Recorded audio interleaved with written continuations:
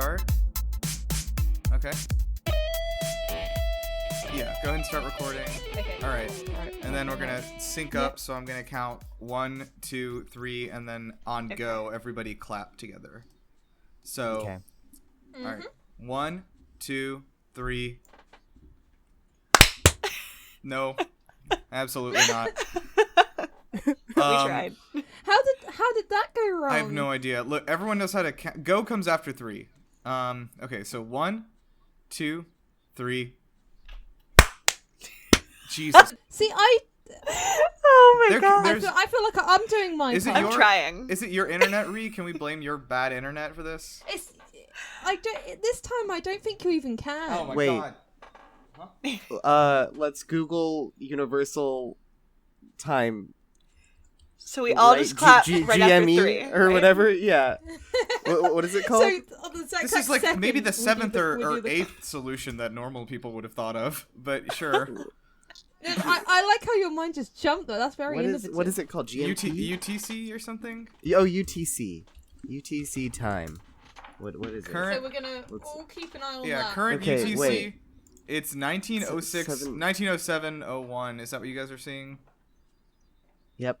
Why are we doing this, Ryan? How does this help us? Well, how is I figured if we were all looking at the same clock universally, we could just pick a second and then like clap at 15 or That'd be something. worse. Okay. That is an idea. Okay, that's an so. We can't deny Are we all that. looking at the clock? Sure. Okay. Yeah. I am not, because I did not think this was going No, to happen. Give me a second. we have to start. This is called Zulu military time. Why is that the universal time? All right. Oh. Why isn't it not? It's the give me a successor to second? Greenwich, No. which was the GMT. Right. Okay, I have it, All right. but I don't have the seconds. Oh my god, Google's failing No. me. I'm on timeanddate.com. Oh, same. Has anyone watched BoJack Horseman?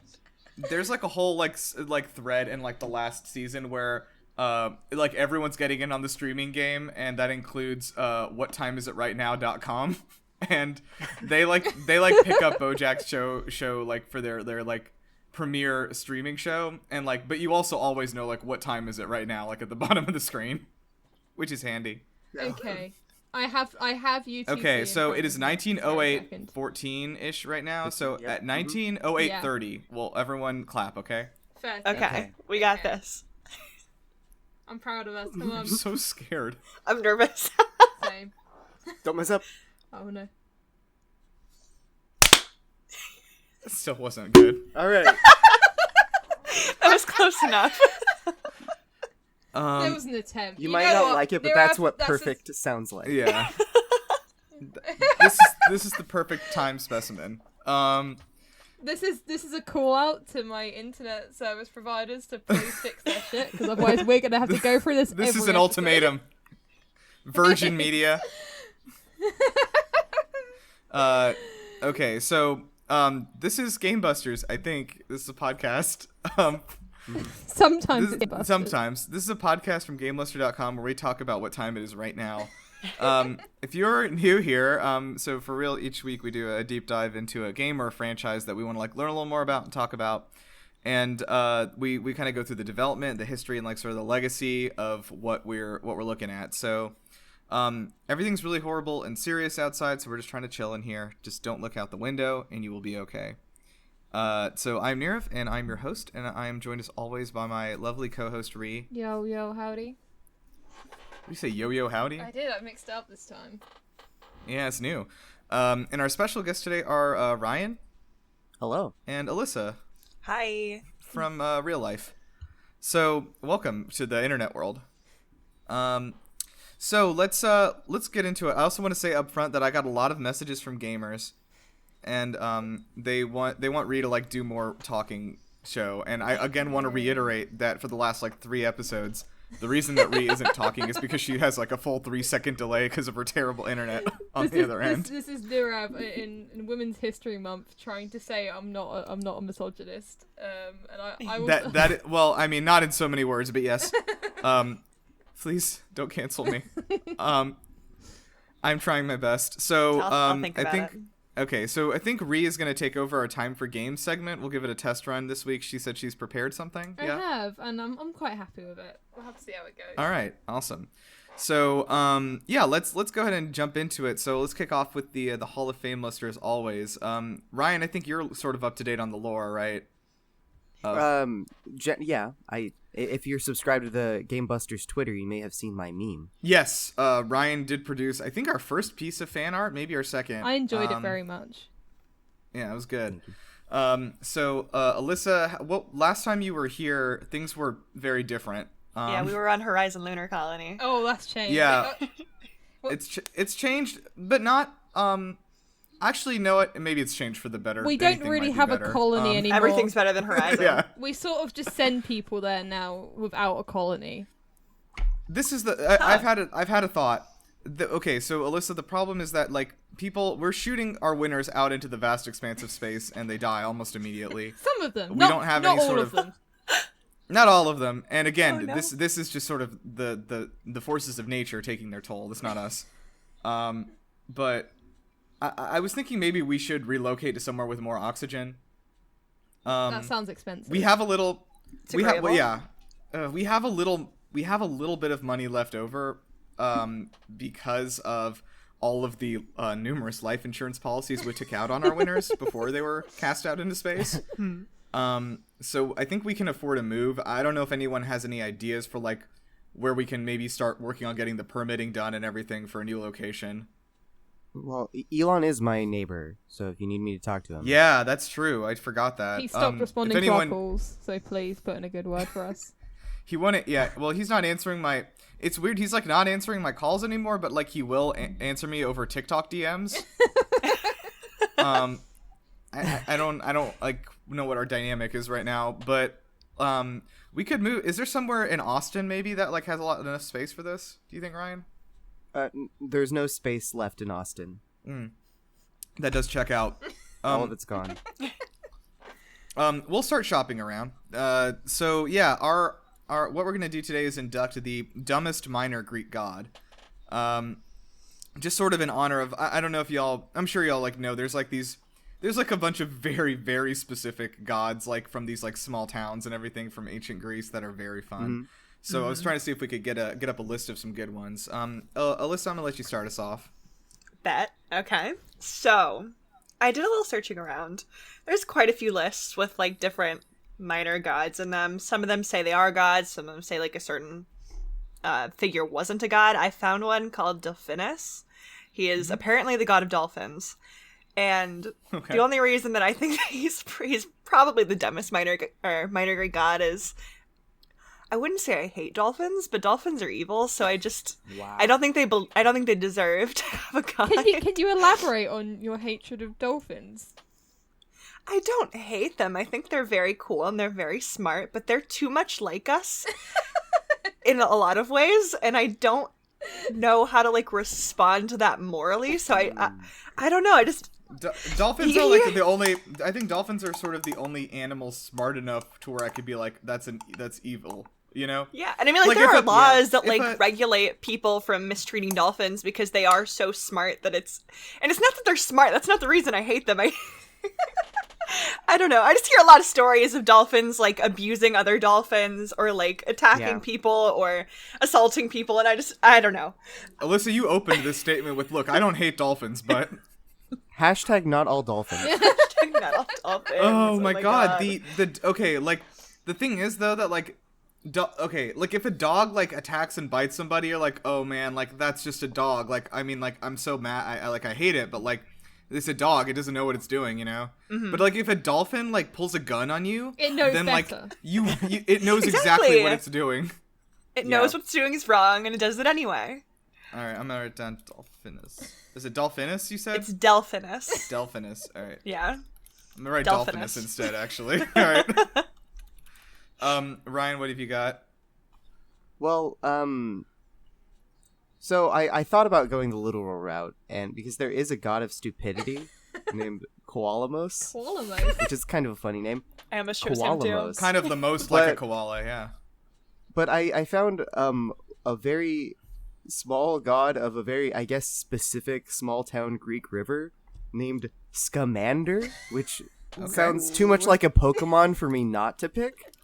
I also and want to give a shout out because I think Newt Scamander is the main Yeah. character of the Fantastic Beasts movies. I was gonna say that. Eddie Redmayne's character. But his name translates to awkward or awkward man, which may refer to slow moving meandering river. Okay. And I think he's only famous because he gets beat by Achilles in some book. Wow, what a claim to fame. Yeah. All right. Ari, what have you got? Okay, I'll admit I don't know a whole lot about Greek mythology, so if I get this wrong, don't at me, please. But I was looking around and I saw Tantalus, who is the son of Zeus, and he's a fun character. I was just reading his wiki page here. He would often invite the gods to dinner at his great palace. Last Tantalus thought he had nothing good enough to offer them. Being gods, they would already have access to the most delectable foods. But Tantalus had a son he loved deeply. So one evening he killed his son and served his body to the gods. And Zeus wasn't feeling that. So his punishment was to eternally be put in a fountain of water with some fruit above his head, and if he tried to drink, the pool sank, and if he tried to eat, the branches went away from him.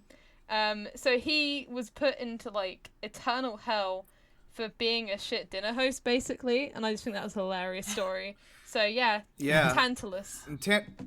Tantalus is actually a character in the Percy Jackson books as well. They do meet him, and he's sort of a big shithead, and he's like, every time he like tries to eat an apple, it just gets up and like runs away from him.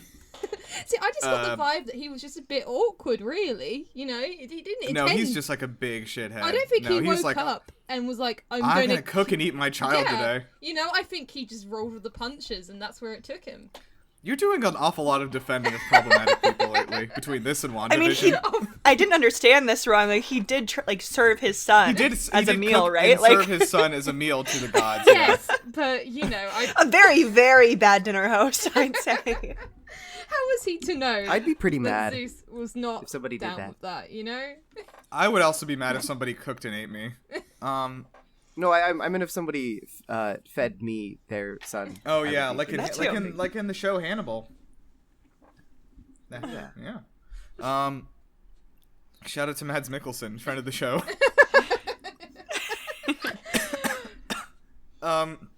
Okay, so what I found was that there was a village, I have completely forgotten the name of it in ancient Greece, but it was a like agrarian like farming village, and they were on their 9th consecutive like bad harvest, and so the townspeople were starving.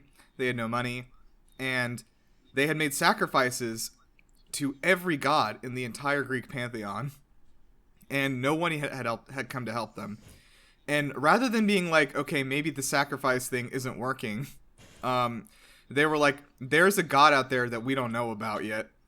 We gotta find him. And so reasonable line of so thought. what they did was they took all of the sheep in the village out to the fields, and they sacrificed and slaughtered all of them in the name of some god, probably, in the hopes that god would come and help them out.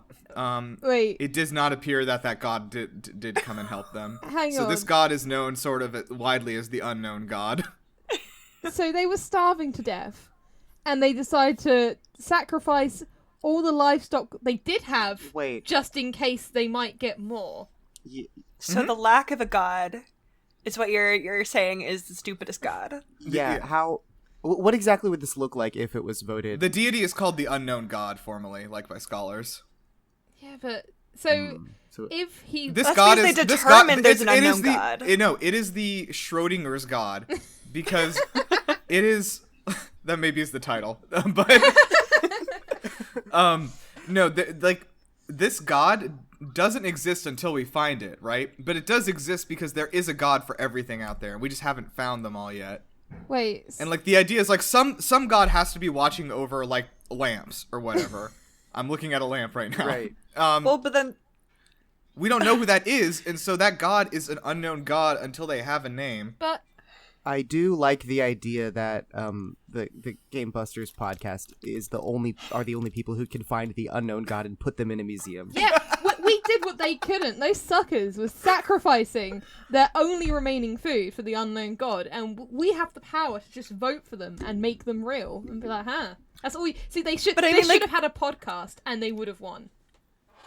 But also by this logic that there's a god for everything, like there could be infinite gods, and I could have literally told you guys I have a god of a ring light, and that is the stupidest god for reasons unknown. But well, like... Alyssa, you should have then. Oh my god! You got to think outside the box to win in here. I do like the idea of just a big dolphin floating in space. Yeah. Okay. Let's get some voting. We got to get moving.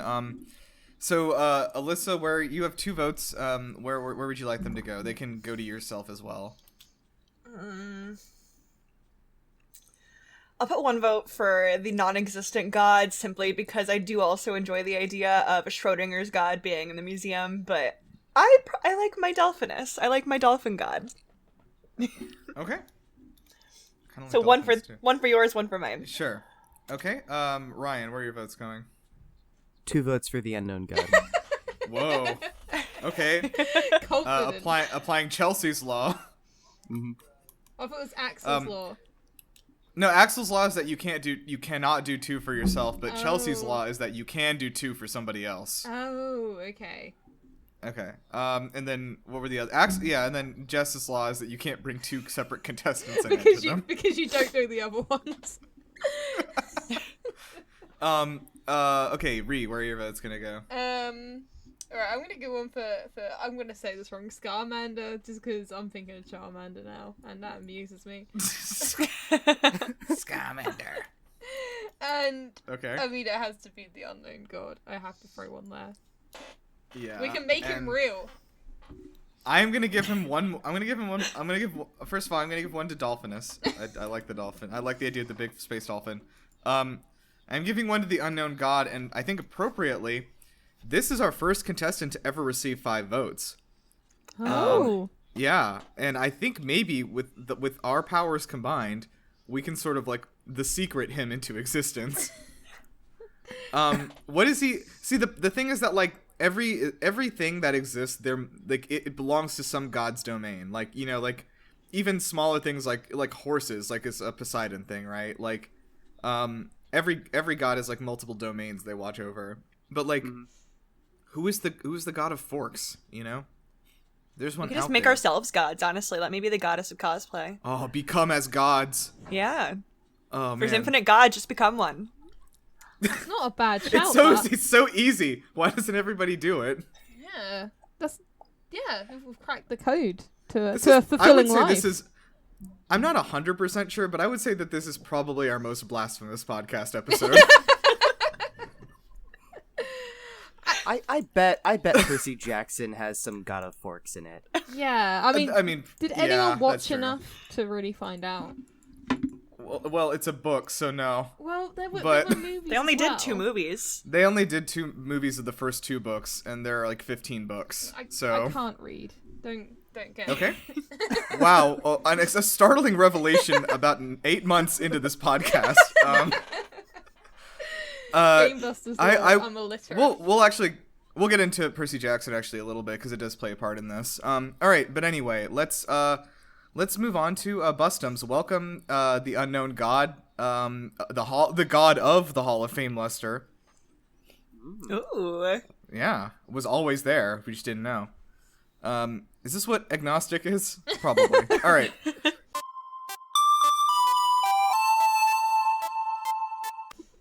All right, so welcome to Bustums. So today we are going to talk about mostly about Hades, but also about the history of Supergiant Games and kind of their journey to being 2 smelly guys in a basement to Game of the Year creators. So I don't know if they smell bad. I don't want to put anyone on blast. They look perfectly fine. So yeah, Supergiant Games was formed by Amir Rao and Gavin Simon. I did look at them both, but big fucking nerds. As opposed to us. As opposed to us. They formed the studio they formed the studio together in 2009 in LA. So at the time, both of them had been working for EA.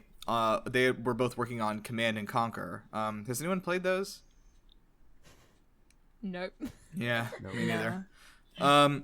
Anyway, they're like sort of beloved. But anyway, like the two of them had been working on the Command and Conquer series, and then like in 2009 they were both just like fuck EA, and they left the company and moved into the same house and began to work on a new game together. And their first hire was musician Darren Korb, who I'm sure you know who has stuck around this whole time.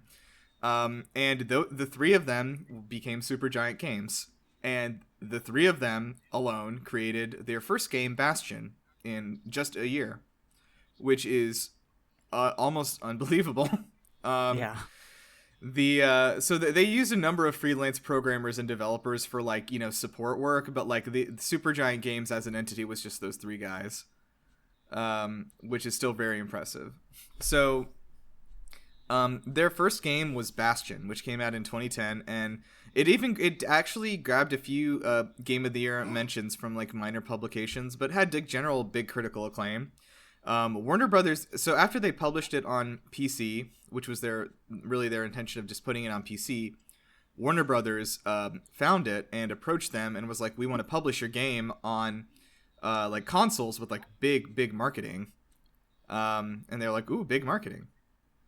So WB actually came in and they paid for this game. I don't know if anyone found it here. I didn't, but apparently Bastion only became a known entity because during that summer in 2011, WB paid to make it the featured Xbox summer game on the Xbox Live Arcade.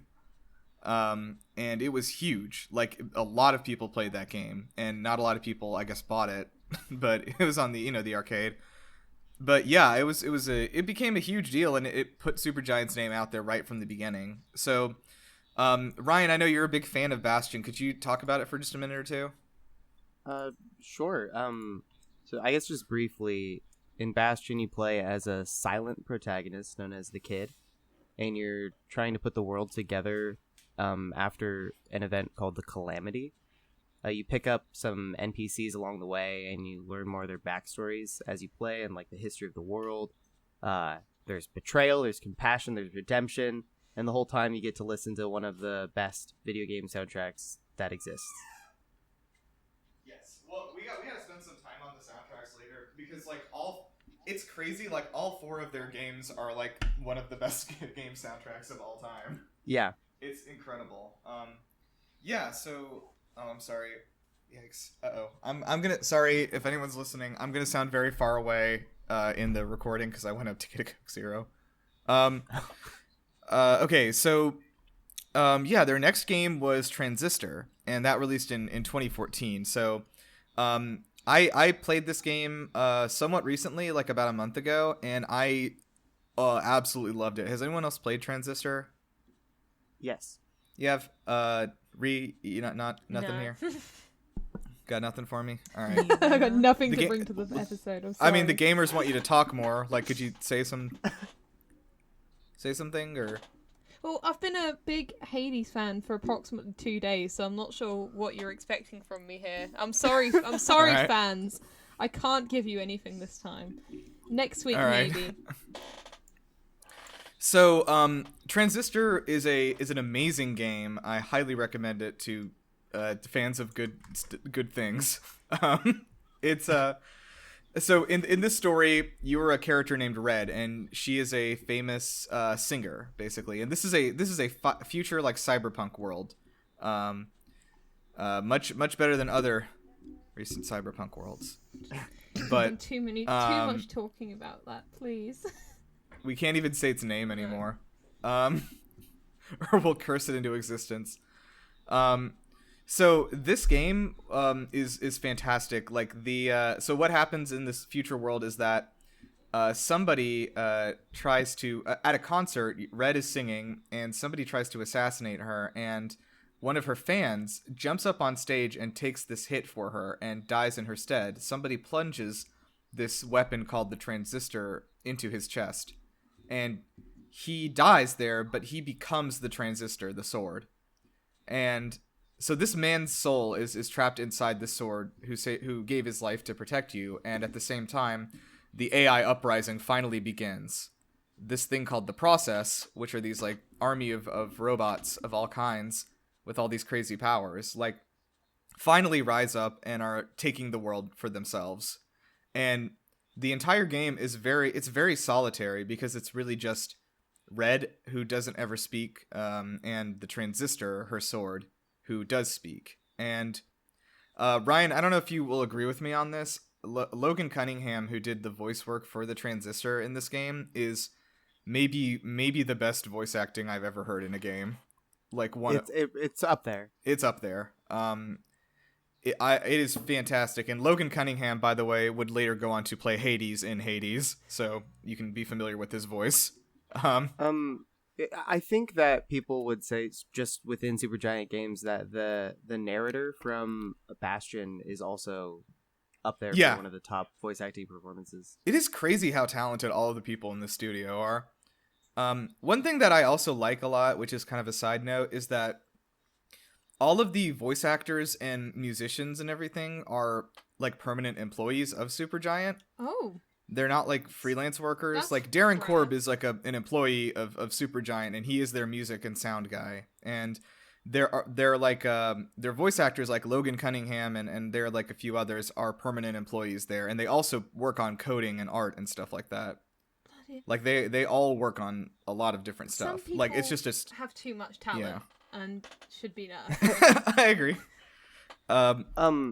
Just as a side note, I read that Darren Korb actually didn't write the main theme of Transistor until after he heard the voice of the singer that they got, because he wanted to write it like for her voice and everything. Yeah, there's a lot of like Red does like a lot of singing in the game, but she never like really talks or anything. But there's also a dedicated singing button, which is just the most vibes. Like she just stops and she like kind of does this like ballroom sort of waltz with the Transistor and sings this like operatic tune, and like you just see the world dying around you. It's fucking. It matches up with the music that was already playing in the background. Yes, too. Like, it harmonizes with it. Yeah, it's perfect.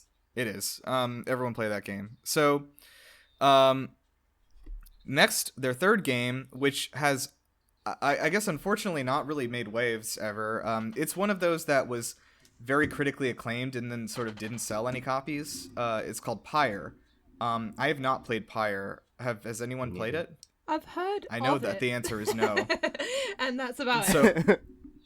Right. Unfortunately, no. That's okay. Like this one is like, I've actually had this thought before. Like, why don't people more often take the concept of sports and make a fictional sport that in a game that can't exist in the real world? And like Rocket League is the best example of that. But like Pyre is another answer to that question. Like, it is an RPG sort of, but it's you travel across a 2D overworld in a party that you're gathering, and the combat is a sports game. It's like fantasy basketball, but with like crazy physics and superpowers and stuff. I mean, the end game is to get the ball into the hoop on the other side of the court, but like, it's a game that can't exist in the real world. And like, it's very good. It was like really, really widely acclaimed, but just didn't really sell well. And I thought to myself, I was like, oh, like I should probably get that. And I went on Steam and I saw it was still $20, like full price for that game. And well, no, I was like, well, fuck it. If Supergiant Games doesn't deserve my money, what developer does? And I just like bought it. Like, yeah, I was like, I mean, if I'm gonna buy any game for full price, it might as well be one from them. So yeah, so now we're getting finally over to Hades. So Alyssa, you haven't got to talk about a lot yet. Why don't you tell me a little bit about like what Hades is like about, as if you're pitching it to me for the first time? As if I'm pitching it to you for the first time. Like, I don't know anything about it. Got you. So in the game, you play as Zagreus, who is... Wait, should I do this with or without spoilers? I'm assuming without. Yeah, like the very end spoilers I would leave out, but like I think most of the game is fine. Like, Okay. yeah. So like, okay, so Zagreus is the son of Hades, and in this game he is attempting to escape from the underworld. And the game itself is a dungeon crawl, so you go through rooms in the dungeon, and every time you die, it feeds back into the narrative of him being in the underworld. And when he dies, he comes back through the river of blood, comes back alive, walks through his house, and then starts all over again because he just keeps on trying to get out of this dungeon scenario. I don't know where else, like, how much further to push it without like saying stuff. Like, maybe I shouldn't. Well, no, I think the thing that everyone wants to that people might want to hear is like, I if you are like even remotely like interested in video games, like you heard about Hades last year, like it exploded, and I just am curious, like why do you think like to somebody who may be hearing this who doesn't like know what this is, like what is the thing that like just like briefly kind of like would make somebody fall in love with it? Like what is the thing? Like why is it different? I think Zagreus as a main character is one of my like absolute favorite video game like central characters. He's very lovable, and he's very, I don't know, like when I think of like main male characters in a lot of games, I think of like almost like toxically masculine. But him, like, he's very gentle with the people that he loves, like, and then not so gentle with people he doesn't love. But like the people specifically in Hades' house, so like Nyx, Hypnos, Thanatos, Megara, like all of them, his relations with them were my favorite things to like read through. Like here, like in the dialogue was never like repetitive, and you're always hearing new stuff, which I really enjoyed. So his relationships with the people in the House of Hades especially was my favorite. Yeah. So just to like, so let's just kind of get into the development here of how this got created. So they were following Pyre. They were like really interested in developing a game that would work in early access. So this is something I was kind of surprised to hear about, is that before even deciding what the game was going to be, they decided we want to do an early access game that the community can build with us. And from that, they ended up thinking of, well, maybe we should do a dungeon crawler. Maybe it should be a roguelike, because those have had the most success in early access. And so starting from that point of like the very first thought they had was just like, what's going to work for early access? I found that really intriguing. I'd never heard that before.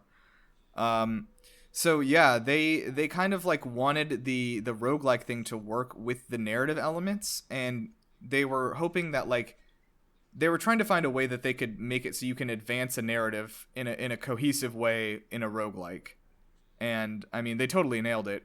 But it was really cool to see like that idea stem from like, I want our fans to have like a lot of input in like what we make next time. So one thing that's interesting is that this team, like I said, started out with only 3 people, and now, even after like 3 hit games in a row, they are only 20 people when they started development on Hades. This is still a very small studio. I believe at the time of recording right now, like they had 25 employees last check, which is again incredible that like they're putting out stuff of this caliber like every few years, like with all their talent in house too. You know. Yeah, it's I got the vibe from like what I looked up around this game is that this is a company that so many companies in the gaming industry, mainly the bigger ones, like don't think 5 steps ahead, but they're thought like 10 steps ahead. You know, it's like they decided from the beginning this is going to be an early access game. This is going to be a roguelike, but we're going to do this with it. And I mean, from what I've played of Hades so far, it's the sort of stuff it's going for, like, it wouldn't have worked if they were just sort of half-assing it as they went along. It's the sort of like the whole point of a roguelike, which responds to how many times you die and the story progresses no matter what or whatever. Like, that could really only work if that was on your mind from the start. Like, this is a very methodical company. Yeah. Yeah. Another really interesting thing is that I know y'all know and love the Epic Game Store. Massive We all do fans. here. Massive fans here.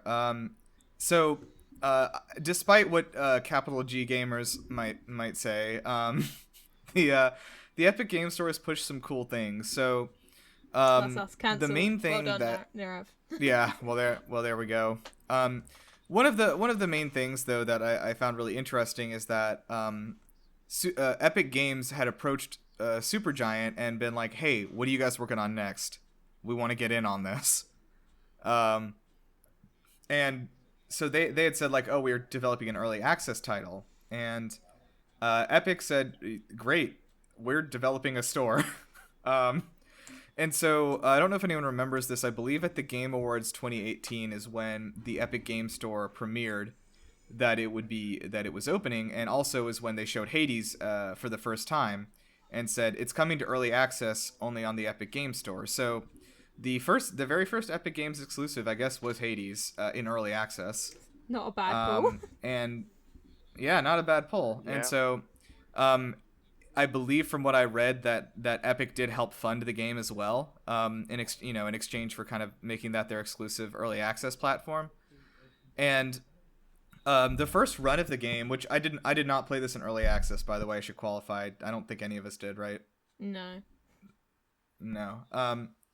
Yeah, so the first run of the game was basically like just like the first world. I can't remember the name of it right now. What is the first world called? Is it just Tartarus or no? That's Yeah, it is. Is it just Tartarus? Holy shit! Wait, that's yeah, the like, first so world. I thought that was the entire world. I'm so fucking bad at this game. Oh my god. Well, You're living in those early access days. I am. I am playing the early access version. The early access version.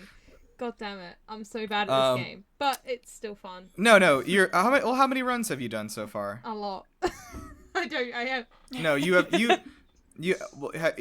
don't worry. Like it took me way more runs than literally anyone on Earth to get out the first time. It's bad. I don't want to talk about it. So, yeah. So, Supergiant had like estimated that Hades would take about 3 years to complete. And they actually finished it earlier than they thought they would.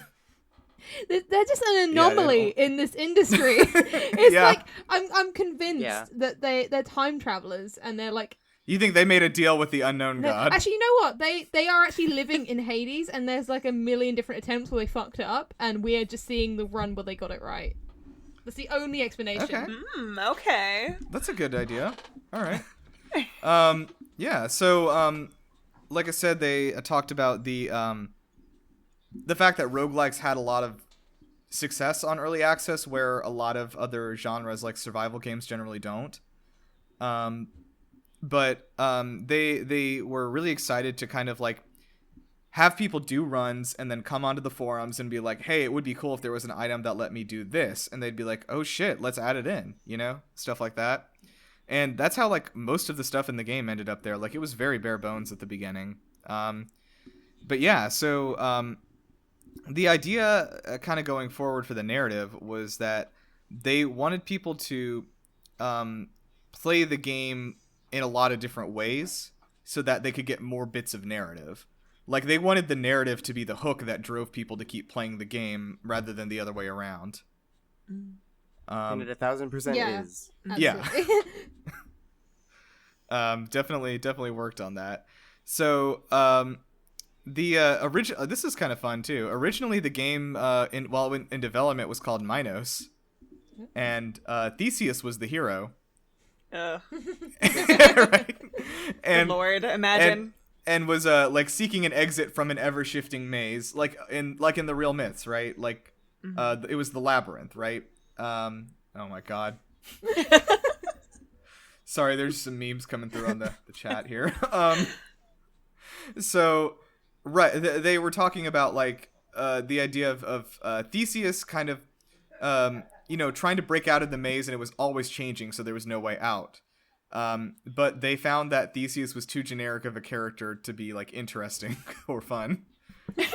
And so actually like quite late into development, after all the gameplay systems and worlds and stuff had been built, they changed the protagonist to a new character, Zagreus, and they turned Theseus into one of the boss fights. The worst one. One of the worst.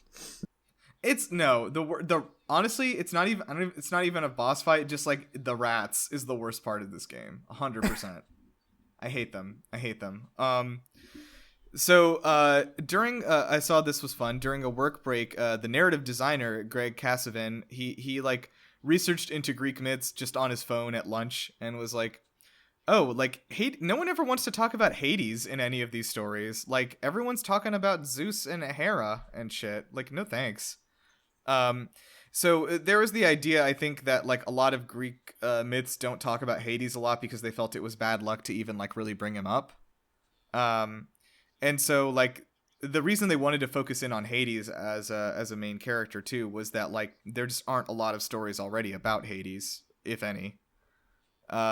You know, like after the story of him, you know, like drawing the short straw and getting relegated to the underworld, like he doesn't really appear until he steals Persephone.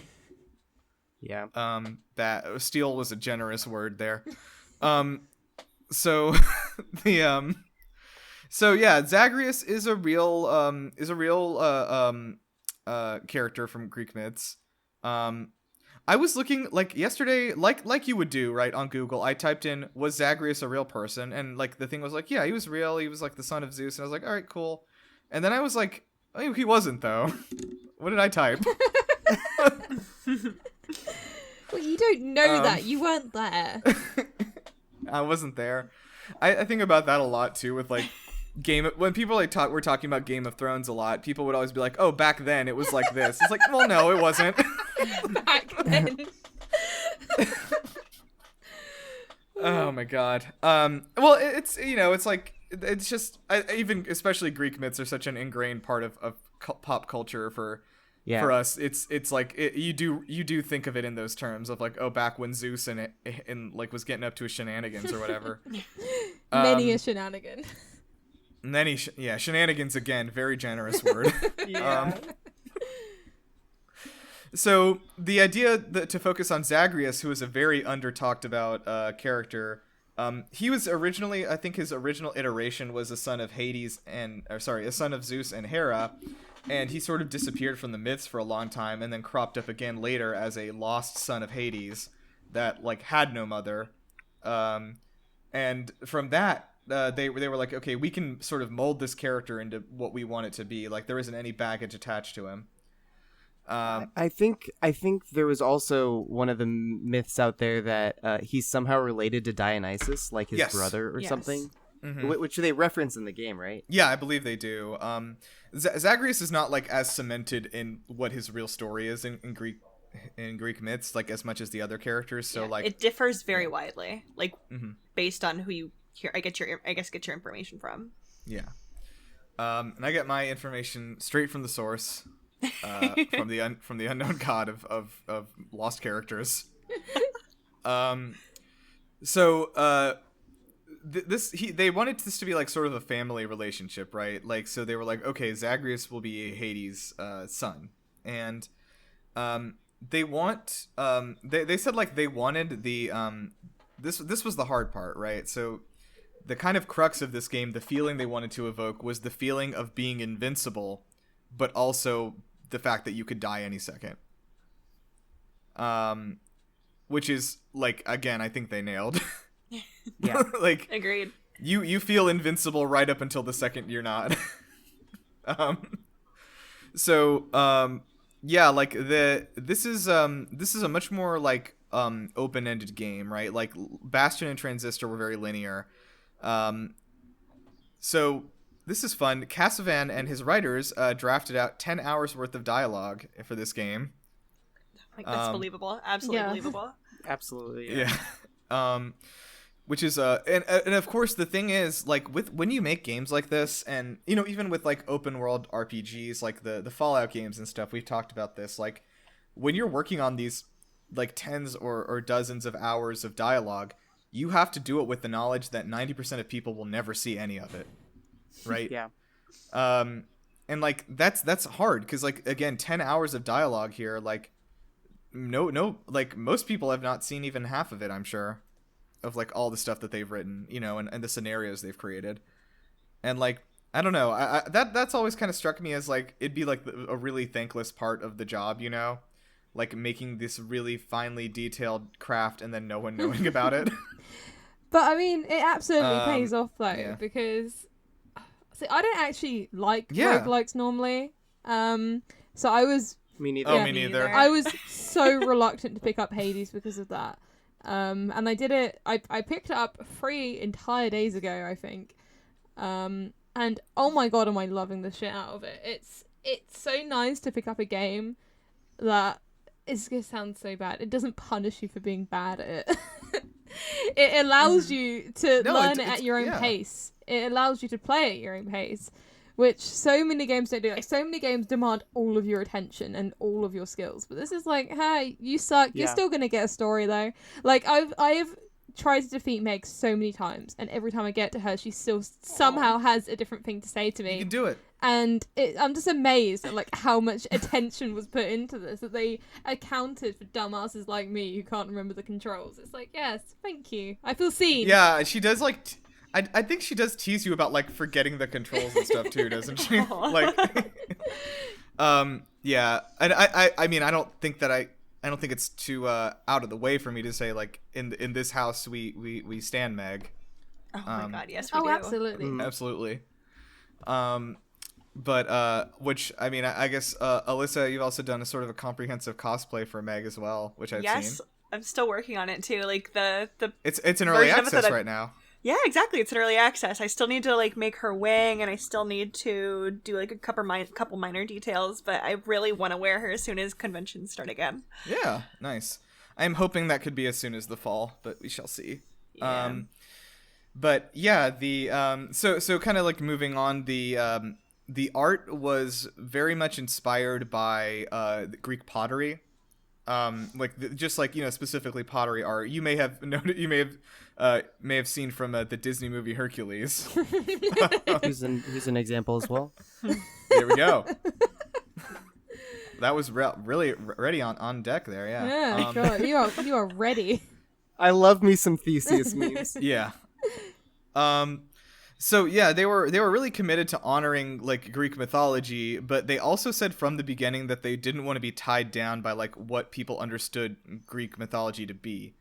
They didn't want what you understood, like what you know about Zeus. They didn't want that to tie them down about what Zeus could be like in this game. Mm-hmm. And like that was the whole point, was to like honor the idea of these characters that have been around for so long, but make them new, make them feel fresh, because I mean, I'll be frank, like everyone's kind of sick of Greek mythology. It's just come on. Yeah. Very oversaturated. Even God of War got sick of it and they went to a different mythology. So I mean that's what I love. One of my most favorite things about this game is how they grab little bits of mythology from other religions and they just throw them in as like an aspect of a weapon. Oh, like what? Would like the aspect of Lucifer is one of the aspects you can get for the adamant rail. And when you go out, like there's different voice lines. Like when you get to Hades, he's like, you don't even understand the weapon you're holding. Like that man should not be brought to the surface. His aspect shouldn't be here. And Zag's just like, well, I can tell that, you know, he doesn't like his father either. So maybe we have something in common. Oh Jesus! And then Hades is just like, you have no idea what you're fucking talking about, Zag. That's awesome. Holy That shit. is. This is such a good game. Detail, dude. Why is this game so good? Yeah, and, like how? I love when you get to the end with the rail and then like Hades just like, he's got a gun. So yeah, they said that they like wanted to like portray the Olympians as attractive, but like with a tasteful homage to the heroic nudity of ancient Greek art, which like yeah, That's a phrase and a half. Dionysus is like this. Dionysus especially, dude. Just look at him. yeah. I have a poster of him in my room in the game. Oh, Okay, I didn't know if you were gonna say in the game at the end. I spent what is it, like 100 There gems would, on there it or would something? not be Jesus. any judgment here if you hadn't added. No, in the absolutely game at not. Hey, I might. I think we did a list. We did a list a lot, like, oh man, like back when the game launched, of like ranking the hottest gods. And I think that I'm pretty sure Dionysus won, but like Nyx was a close second. Good call. yeah. Yeah. fair. Mm-hmm. Let's see here. No one's voting for Chaos? All right. Chaos was in there. Oh, really? Yeah. It's like the power, I don't know. Yeah. So this game also has become extremely popular with the LGBT plus community because of having some reps, man, getting in there. So Zagreus himself is bisexual, like canonically, and his and there's also like they spend a lot of time on the relationship between Achilles and Patroclus as well. Mm-hmm. And there's just gay stuff sprinkled all over the place. Look under a corner, you'll find it. I don't know if Alyssa, you want to speak to that a little bit. I mean, as far as like representation goes, I was really happy to find that Zagreus was bisexual, because you have multiple romantic roots for him as well, which I did not expect to see in a roguelike game, I suppose. Yeah, actually, that's something maybe people don't know, is that there's like romances in this, and you can romance people. But it's not annoying like a lot of No. romance games are, where you have to give them the right book or whatever. Yeah, It's like you don't have to play it that way either. Like you don't have to initiate any romance if you don't really want to, I guess. But yeah. It literally has a box that pops up that's just like, this is gonna get romantic. Do you want this? You can just click no. They won't be mad at you. yeah. Yeah, this is gonna get a little sweaty in here. Is that okay? But it's fairly. I did really like the representation all over in the game as well. Though with Achilles and Patroclus, their story is so fucking tragic. But I mean, I'm not okay. I'm afraid to give spoilers. I just keep getting afraid to give them spoiler territory yet. Not big spoiler, because Rhea is still playing it. And I probably will be for the next 2 years at my pace. But I'm loving it. Have you turned on God mode? Yeah, I have. I liked the game better once I did that. And Alright. it is so much better. It took me 8 run-throughs to get. Yes. Took you what? 8 run-throughs to turn on God mode.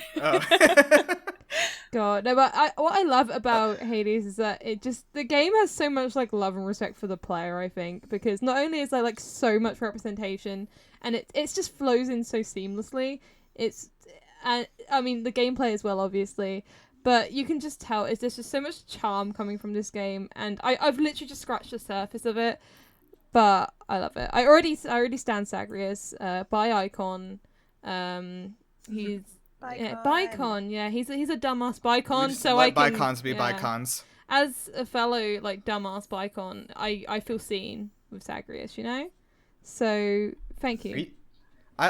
I'm not surprised after you called yourself a god earlier. You've called yourself an icon now. And a dumbass. So yeah, this game, they also cited the Percy Jackson books as a big inspiration for their characterization of the gods, because that is another story that kind of has not been afraid to attach their own personalities to the Greek gods and be like, the stuff about the stuff that's been like written and recorded about Greek myths is like, that's whatever. Yeah, sure. It's boring. Fine. Throw it away. Come on, look at this. Huh?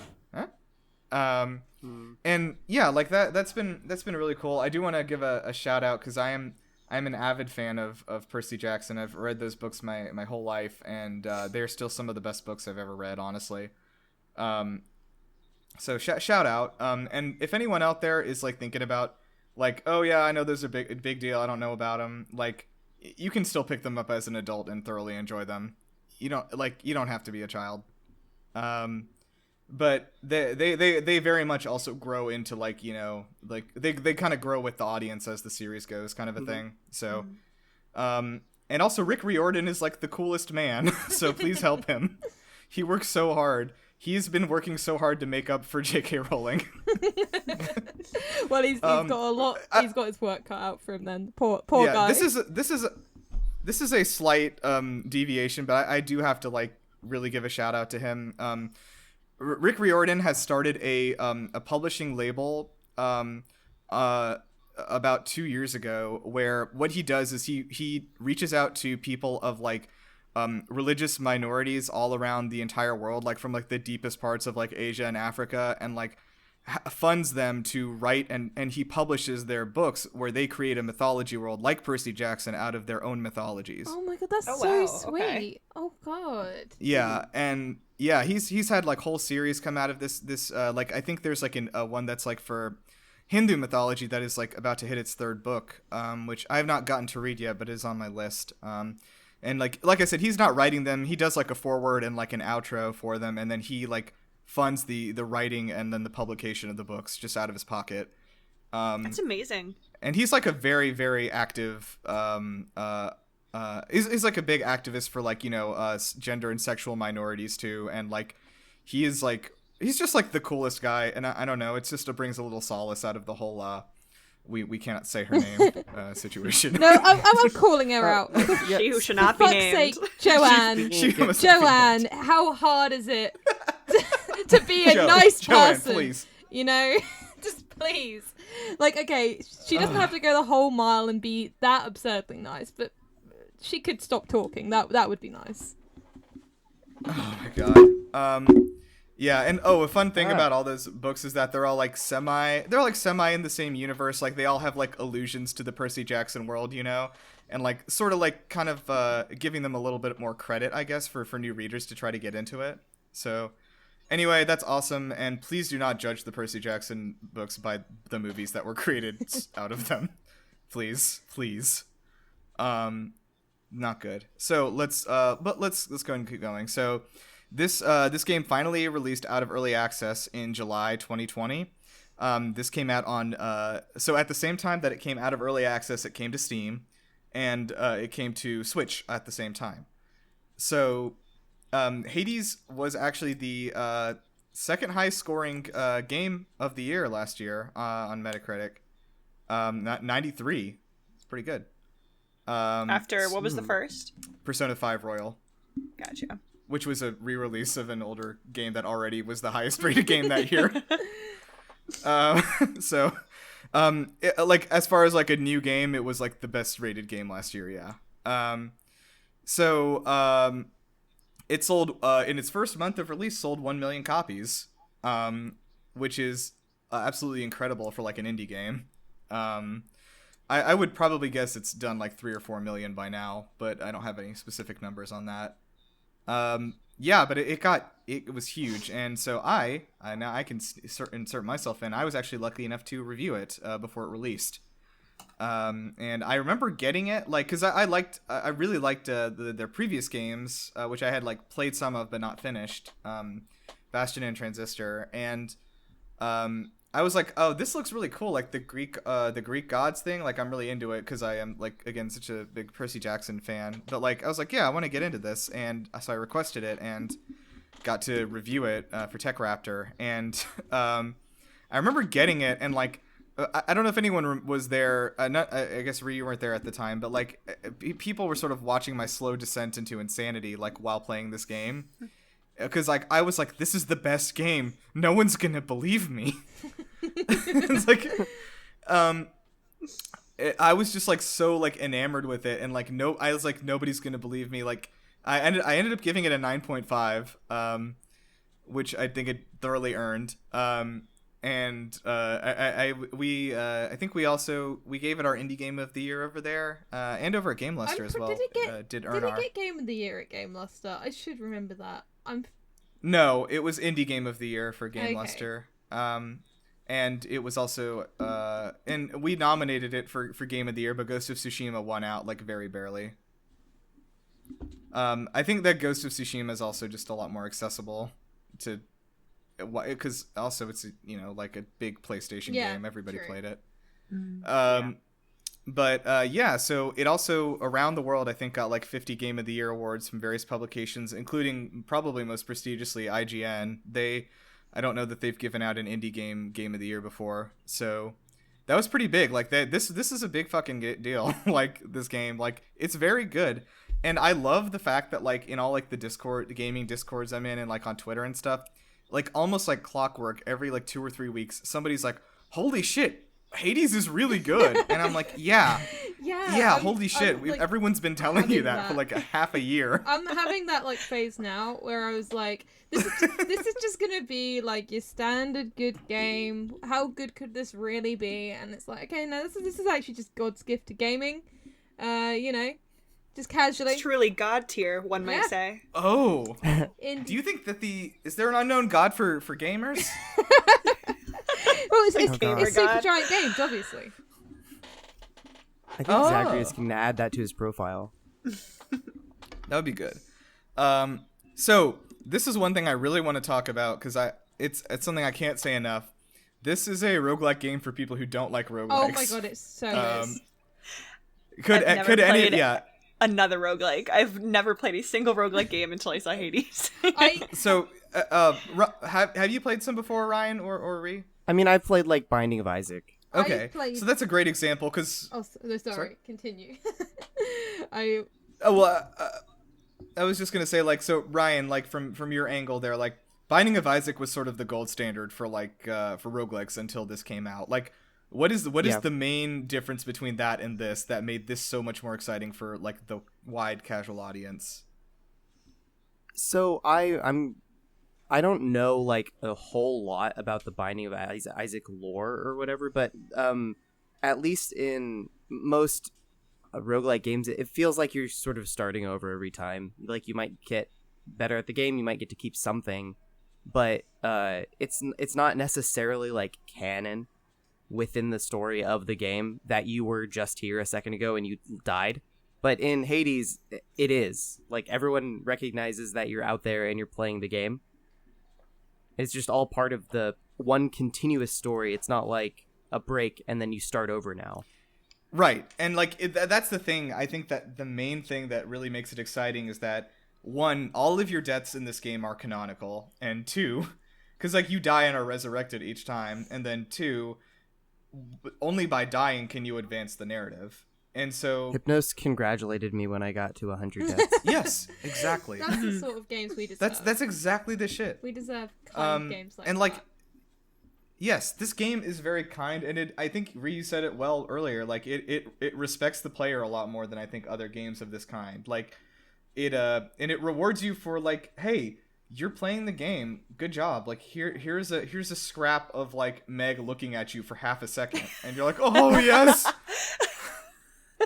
Oh. And then wait, Rhea, exactly how I responded though. Yeah, no, but like for real.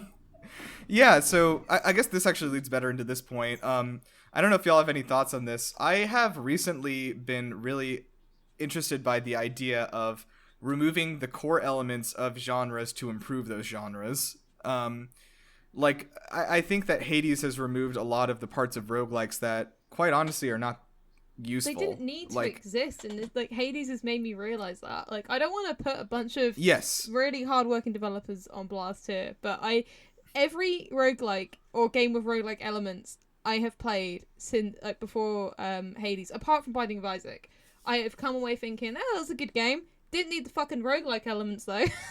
Like, this game would be so much better if they just took out all of that. But Hades actually built around it, you know? Like, you know, like, I was getting so frustrated before Hades. I was just like, guys, you don't have to make your game a roguelike, please. You don't. And yeah, so thank you for redefining his genre as Supergiant Games, and everyone should just do what they're doing, because this works. I think that, like, I want to see more of that from people. Valheim is another recent example. Ryan, we've been playing a good bit of that. Where Valheim has removed a lot of the reason that, like, so I don't know if either of y'all have played it, Alyssa or Ree. I'm sure you've heard of Valheim. Yes, I've heard of it. Everyone's pretty hot on it right now, and the reason that, like, because, like, you know, everyone's like so excited about it, and people are like, I mean, why is this different than every other early access open world multiplayer survival crafting game, the 500 other ones that are on Steam? And the answer is because it's good and it's fun to play. But the reason it is because they've removed most of the survival elements. Like, this game, like, you don't have to use resources to, like, repair stuff. You don't get hungry or thirsty, really. Yeah. Like, it doesn't punish you for, like, not doing the survival stuff. And it's just more fun because of it. And I've seen, I don't know if you've seen the gamers, especially, like, you know, on Reddit, they're very angry about this game. Because they're like, this isn't what survival games are. It's fun to play. People don't understand. And the game doesn't punish you. Because it's fun. I don't want it to be fun. The game doesn't punish you for playing it. That's the best way to sum it up. And it's the same with Hades. You're not punished for playing the game and learning about it through dying, you know? Yeah. And I mean, like, the I really would like for there to be more games like Hades is a great example. I think Celeste is maybe my best example of games that are challenging and present you with a real actual challenge, but don't punish you when you fail. I really hope that there's more room for that kind of difficulty idea, like, because it resonates with me personally. But yeah, so I don't know if you guys want to talk a little bit, Alyssa. I'll probably throw this to you about like the characters and sort of the massive internet culture that has sprung up around this game, kind of like what's happened with things like Undertale or other games like that. Mm-hmm. I Because feel like lot of people. Oh, sorry. no, it's okay. Like when fandom grows around games like this, like with lots of fan art, lots of fan fiction, whatever else, it usually has like a romantic aspect to it. But I think given that there's so many different types of relationships that are like shown in the game, there's a lot more. It's a lot more than just romance that the fandom focuses on. But I do really also appreciate the aspects where they do put Zagreus with his different like romantic interests and stuff like that. But the character designs are really, really beautiful. So I feel like that's put a lot of or people in the cosplay community especially put a lot of energy into trying to replicate those. And I mean, I saw Meg's design and I immediately fell in love with it. So of course, like I felt like I related to her on some level because she's like that tall, badass, like goddess of vengeance. And I was like, okay, I need to cosplay her. But like literally all of the gods, their designs, some of them like were not like exactly what you would expect them to look like, but at the same time, like it embodied everything you thought that they were supposed to embody. Yeah. And I think that's what a lot of people really, really enjoy about the game, at least like when it comes to fandom, is one, obviously it's a good game, but two, the character designs and I guess like how not easy to portray that they are, but how much fun it is to portray them. Yeah, I think like because like I think also that the one thing is that like while all being like probably way hotter than they should be, like all the characters in this game have like there's a lot of different like I guess like body types, like for all these different characters. Like there's a lot of different like you know, even like down to like so many different like hairstyles, like, you know, like skin color, all that kind of stuff. Like it's like a really diverse cast of characters, and I think it makes people relate to stuff more. Like, oh, exactly. I mean, yeah, like I mean, I wanna like I wouldn't say no to dressing up like Hades, walking out there being like, boy, you know. But yeah, like I don't know. So just to kind of round us out here, does anyone want to like add anything else? I think we've lost Ree. I guess she lost her last run. Before I forget about it, yes. Can I just say, all you guys out there who love Hades, as you should, please go and play Bastion. It is in my top 10 games of all time. It's works the same way. There's like an array of weapons. It's not a roguelike, but it's a great story. Oh wait, there's two Ryans. I can hear now. myself twice. Oh no. Ree? Yeah. Now there's two me's. And it's coming out of your microphone. Wait, is that? Yep. Yeah. Yeah, unfortunately. Sorry, bear with me a second. All of us. Bear with me a second. Echo. There can only be one. Oh yeah, no. I had to switch to my phone because this is bad. How's that? How about Hello? let's testing? Nope. Uh, Still doing it. how about? There's so many How of about me. now? Wait. I think it's good now. Oh, cool. Oh. Have I done? Hey, there we go. Okay, There. Nice. Okay. Okay, and before we find out Ree had to mute herself for it to stop doing that. I don't know. Sorry. Well, I just wanted I to just go wanna out there. make sure it's Yep. working. Is that? Can you hear me now? Test? We can. Yes. Yeah, yeah. Hey, it's good. Yeah. Okay, nice. Wait. You know what? I'm No. putting Oh, Doing no. it again. We're No. We're gonna leave that. Oh, we're gonna no. leave all that in. Push to talk. We'll just have to. All right. I've had to switch my mobile because this sucks. I just wanted to say, go out there and play Bastion because it's a great game, and it's one of 3 games ever that have made me cry. That, Metal Gear Solid 3, and Final Fantasy X. Aww. Yeah. Oh, you have a fellow Final Fantasy X stan here. Finally, I spent so long searching for one. We stan. Finally, a fellow person of taste. It's the best Final Fantasy. It is. Okay. It actually is. All right. So let's go ahead and close out. Are there enough ghosts in this game? Too Yes. many ghosts. Too many ghosts. Too many. Okay. The shades. Yeah. Yeah, I guess. Literally so. everybody's a ghost. Huh. Except for the gods. Sure. Let's go ahead and take some out. Why not? We'll replace them with what should we use? Ryan, you sent us a picture of Britney Spears. You were expecting Lady Aphrodite, weren't you? Right. That's Aphrodite. Okay. Yeah. Let's go to our time for games. You're gonna have to stall why don't until you? time for games because I was gonna use my phone for the list, but now that I've got to do push to talk, I'm now having to open the list on my PC. So Incredible. I'm gonna vamp for a minute. So a really cool thing in Hades is that there are like a bunch of is that Skelly we haven't talked about at how all have we not mentioned somehow. Skelly? Oh, yeah. We stand Skellimaeus. Skelly on this podcast.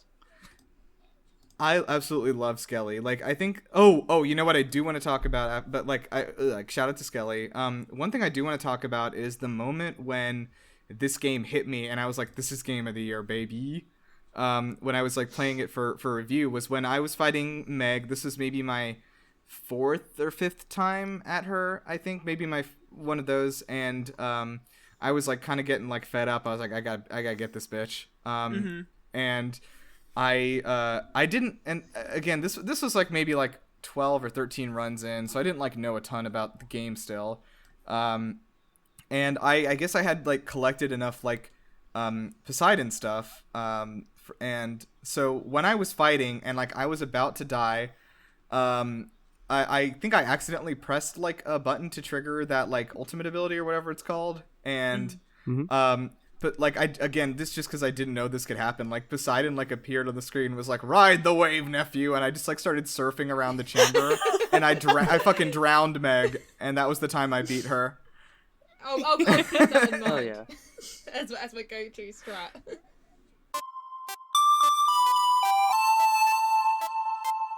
So, for Time for Games, we are going to play Dumb Ways to Die, and I thought everyone knows a fair bit of, like, Greek mythology and Greek characters, so, and I'm super familiar with Celtic mythology, so, like, Welsh, and Irish particularly, so and those stories are absolutely fucking bonkers. If you like Greek stories, absolutely dive into the wonderful world of Welsh and Irish mythology. They are absolutely wild, and there should be a game about them. But anyway,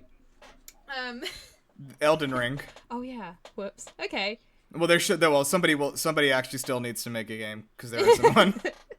Yeah, make Elden Ring. There you go. So I am going to read out 2 ways a character has died, and you have to guess which one the real one is, because these stories are crazy.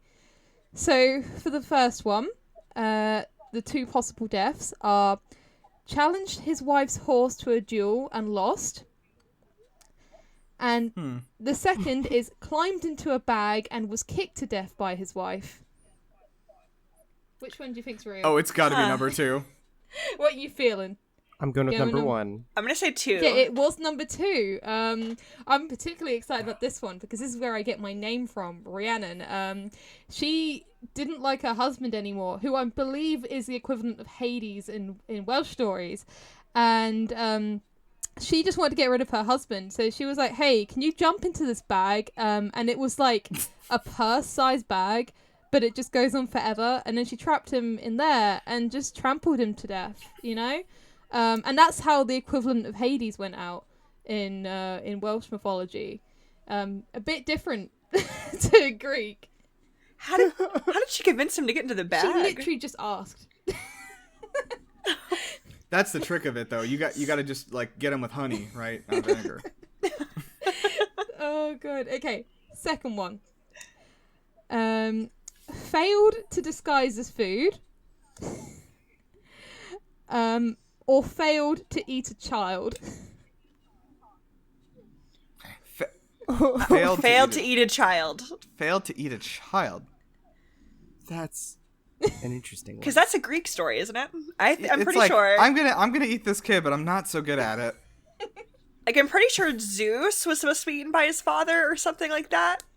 Oh yeah, all of them were eaten, and then but they're all immortal, so they were just hanging out in the belly. And then Zeus is the one who came in and cut them all out. Got you. Yeah. So what are we going with? So which? Second one. I'm gonna say second one. Yeah. Second So yeah, one. failed to eat a child is the right one, and it was based on the story of Zeus. Hey. Hey. But I did just want to put failed to disguise as food is almost kind of true as well. That comes from the war between Ireland and Wales, from Welsh mythology, in which case they disguised as food deliveries, not food itself. But they were so bad at pretending to be potatoes that they were killed.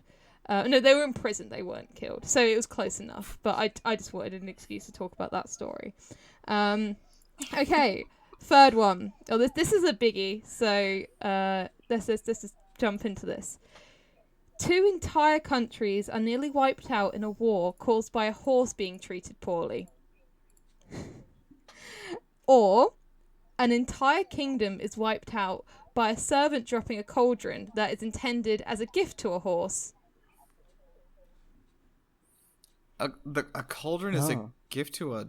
There's a lot of horses in both of these countries' mythologies. Yeah, a lot of sheep too, I'm guessing. Wow, low blow. I'm gonna say the cauldron story.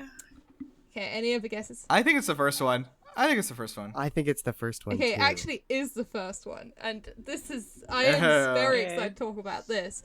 So this is the story of Branwen from Welsh mythology, and basically she's betrothed to the King of Ireland to bring peace between the two countries. But before the wedding, her brother, I think she's called Bran, treats her husband's horse like shit. And because of that, throughout their marriage, they're treated very poorly, to the point where the tensions rise so much that there is a big and bloody war in which the survivors are 5 Irish women and 7 Welsh people.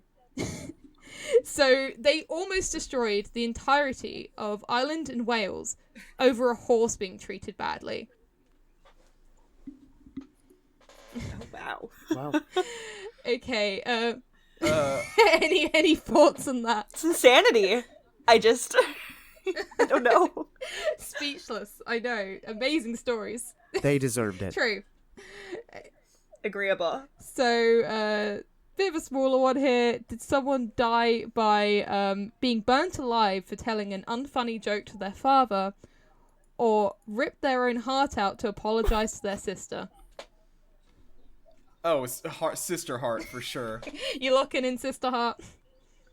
I'm locking in Sister Heart. I don't know. Gonna go man. unfunny joke. Same. I'm gonna go unfunny joke. Okay, so that's semi-similar to something that happened, but it is ripping of the heart out. And that... Hey. Oh my And god. that is in relation to the war we just spoke about. Basically, Branwen and her brother Bran survived the war, and Bran was like, hey sis, I may have overreacted about the horse thing. I'm real sorry. And ripped his own heart out to apologize. And then... Do they do that in Pirates of the Caribbean too? I've never actually seen Pirates of the Caribbean. Holy shit! What are you talking about right I'm now? like literally 2 years old. We've established this. I don't know why you're surprised.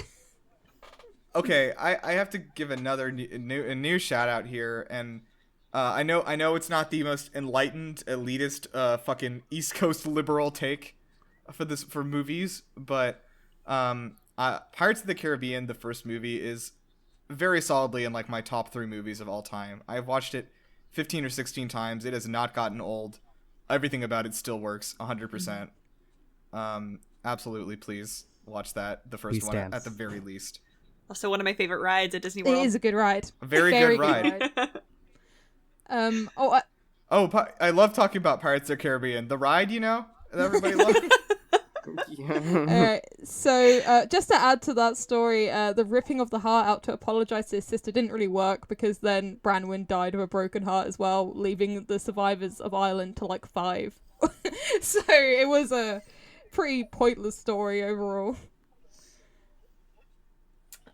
Yeah, it does sound like most of them. True. All right. I don't know if anyone's been keeping score. I sure haven't, but I am winning. Are any of us winning when we're cursed with such knowledge? Okay, so final one. I'm not going to pretend I've been keeping track, but let's go. So our final ways in which a character has died in some sort of mythology: overloading on learning all of the knowledge in the world by eating a hazelnut, or being transformed into a salmon by God and then eaten by a child. Oh, it's knowledge nut. I like the hazelnut, yeah. Yeah, I'm going the same. For knowledge nut. Okay, well that is an element of the story, but that is not how someone died. Although it is in relation to the salmon, because that's not a sentence I thought I'd be saying today. So in Irish mythology, they have a play on the Noah's Ark story where another person was considered semi-worthy, but not as worthy as Noah. So when the world was flooded, God turned him into a salmon. And the salmon spent 1,000 years eating hazelnuts and gaining all the knowledge in the universe. And I assumed that was going to be... As hazelnuts are wont to do. And I assumed that's how his character's going to die. No one can handle that. But he handled it. He handled all the knowledge. And he just swam as a good little salmon until one day a 12-year-old accidentally ate him. And that 12-year-old gained all the knowledge in the universe. And that 12-year-old's name? Albert Einstein. And then the entire kingdom of Ireland clapped. So wow. There you go. I'm not sure that's much of the game as just hey, you should look at these stories. But none of us won. I'm sorry. I'm still caught on knowledge nut. Are hazelnuts it sounds like Welsh somebody... versions of pomegranates? I was thinking more it sounds like somebody reaching enlightenment by way of orgasming. That's so I mean, I that's guess more of a Greek mythology thing, really, isn't it? Let's be real. Yeah, that's true. That's true. All right, that was pretty good. I definitely learned some things. I think the hazelnut one is definitely gonna stick with me. I wish I would have known that in college. I might have got a 4.0 if all I ate was hazelnuts. Yeah, exactly. Think about when you eat a salmon next. I don't know if any of you guys eat salmon regularly. Just think you could be eating the one who was gifted all the knowledge in the universe because he was semi-worthy of surviving the apocalypse. I don't remember, Alyssa, correct me if I'm wrong, I don't remember seeing a lot of hazelnuts in the dining halls in Charleston. Well, they failed you. No, but I'm telling you, maybe if they did, maybe they would have had, everybody would have had better scores. Maybe people would have had, maybe we would have better numbers. I don't know. All right, let's go ahead and close out. So I'm gonna actually thank Supergiant Games this time for making this game. Good job. Wow. I don't think Todd Howard helped with this one. I don't believe he was part of the consulted. I could be wrong. He inspired them, obviously, as he inspires us all. Probably. Yeah. Yeah, you can find us at GameLuster.com and YouTube.com/GameLuster. Ryan and I actually, and Chelsea, his wife, just finished filming a video yesterday. We made a new Chelsip, sort of a follow-up to the last video. We took her into the Elder Scrolls Online, and we met some good people in there and had some good dance parties. Sure did. We did a lot of push-ups. Money, please. Money, please. I'm actually gonna pitch this to you both real quickly. If you were just in the temple of Vivek, who's a living god, and you're oh, I've come to pay my sacraments or whatever, and a woman runs in without a shirt on, and then just starts doing push-ups in front of you and says, "Money, please." How do you react? Give her money, 'cause I'm not rude. She said, Exactly. "Please." What could you ask for? Yeah, that'll be up next week if you want to take a look at that. let's see here. Yeah, you can find us on Twitter at GameBustersPod. And please hit us up and, make some more good fan art memes. We love to see those. And yeah, if you have a Apple device, we always would love to get a rating from you on the iTunes store. That helps us with visibility and stuff. If it's good. Please. Right. Yeah, we talked about this, yeah. If it's good. And if it's bad, the name of this podcast is Musters. So I'm so Does Elon Musk have a podcast that we can put on blast? I mean, he did sort of co-own this, so we are his podcast, unfortunately. Okay. Well, I was gonna Muskers. I was gonna actually wait until the end of this to kind of like drop the news, but yeah, Elon Musk has acquired a majority stake in GameBusters Incorporated. Not to say that things are going to be changing around here, but things are going to be changing around here. Yeah. There's going to be a lot more talk about Bitcoins. And our guests better not think about unionizing, because we'll be on that. We'll be the union busters. Forget the game busters. I'm sorry. I actually don't. You know what? No, I don't care. I actually made like $900 off of Bitcoin yesterday, so you should get some Bitcoin. Okay. Oh my god! Wow. So yeah, and that's gonna be used to pay for my MRI. America. America. Anyway, let's so yeah, why don't you guys let me know I said Frosty. Hey, Frosty? Hello. Yes. Yes. I actually do have something to plug Okay. this time. So I have a couple tunes up on Frosty with an IE 47.bandcamp.com. One of the songs on there is a cover of a song from Bastion. Ooh. I didn't know you did that. Yeah. There will be more at some point. When did you put that only up? a couple on there now. Like in January? Why didn't you tell any of us about that? Well, it's there now. Okay. Okay. Yeah, that'd be cool. Was it frosty.bandcamp? Frosty47.bandcamp.com. Okay, cool. Awesome. I this is exciting because this is the first time somebody's had creative content to plug. You can see a picture of my cat too. Okay. Actually, hold on. Well, that's how we're gonna get the crowd in. There we go. And Alyssa, I know you do some things now, so you have a real plug too. I do have a plug. If you guys want to go see my Megara cosplay, feel free to go follow me or at least look me up on Instagram. My username is GoBallistic, but ballistic is spelled like it has my name in it, so it's BALYSSTIC. Yeah, and you're on Twitch too, right? Yes, I'm also on Twitch and Twitter. I stream probably 5 days a week, so if you guys want to come hang out, one day I will eventually do a Hades stream in my Megara cosplay. Okay, that sounds good. I also want to give a shout out around the world to people who have their name like strapped into their like gamer tag / username. Like that is the best shit. Like, cause I use like Gondizi everywhere, which I'm really happy about. Like, but like I love when I see stuff like that. You know, that people just clumsily like cram their name into some sort of a tag. I love it. Like 12-year-old Alyssa knew where it was at. Oh wow, Ree, what do you have for that for your name? Okay, well actually, I had to make an American Switch account to review a game, and I called that account American because I'm an absolute genius. I love that so much. I was really too proud of that. Great. And what are you working on right now? Right now I'm actually working on something topical. I am going through the history of bisexual and pansexual representation in video games, which it's very good that I played Hades because I'm going to talk about that an awful lot towards the end of the feature. So that will be up in Tech Raptor. I'm hoping to have that done by Monday, and then it will be up whenever they put it up. So yeah, check that out when it's up. I don't know if she fits into the grouping that you're looking for, but have you looked at Parvati from the Outer Worlds? I love her so much. And she is the only case I've found of someone being asexual and biromantic. So, yeah, I'm writing about her a lot. Yes, very good.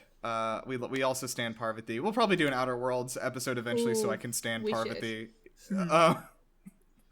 Okay, well, that sounds good. So let's go ahead and get out of here. So I guess we need to close out with something. I guess I get the last word here. We've been sort of saying an incantation or a catchphrase that would maybe be used to break out of a certain place, but I mean, I think it's pretty easy this time. We're trying to get out of Hades. But what like sort of like phrase do you think that we could say to like get us out of here? To break out of here. Skelemaeus, guide us. What'd you say? Skelemaeus, guide us. Skelemaeus, guide us?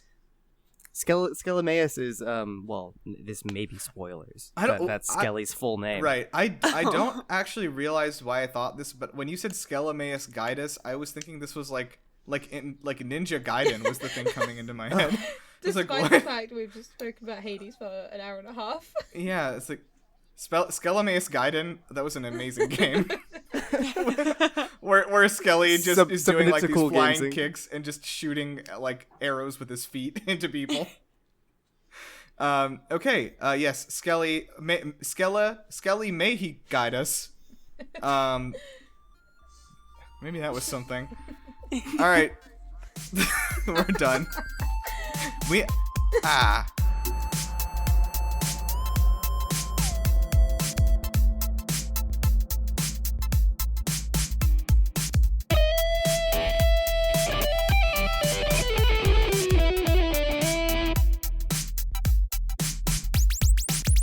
Oh man. There's infinite God, just become one. It's not a bad shout. It's so easy. Why doesn't everybody do it?